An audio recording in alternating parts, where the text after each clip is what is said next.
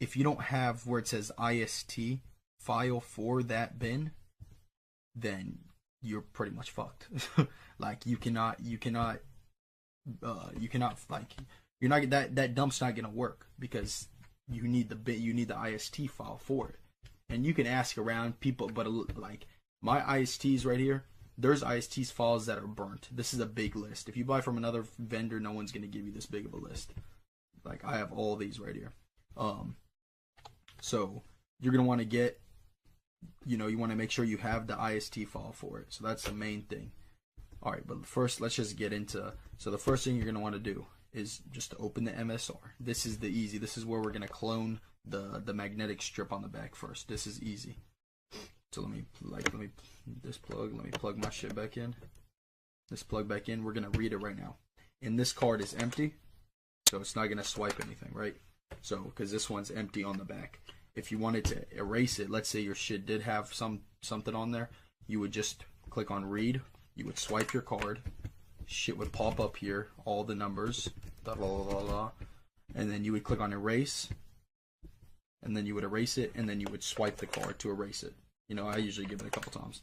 See, so now it's fully erased. So now there would be nothing on the card when you swipe it.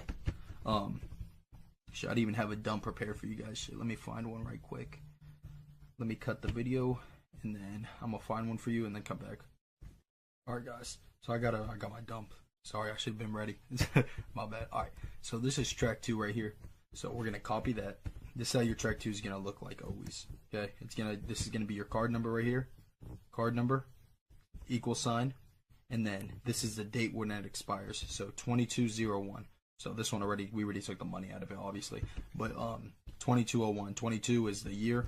01 is the month, and that's how the format's gonna look like. And then 201 right here, that's gonna be the service code of it. So 201 means it has a chip and it has that magnetic strip on the back. So it has both, and you have to use the chip. So that's why we have to format the chip here in a second. Right now we're just writing to the back of the magnetic strip. So we're gonna copy that, put it in our MSR. That's for track 2. Now you see how it says 33 right here?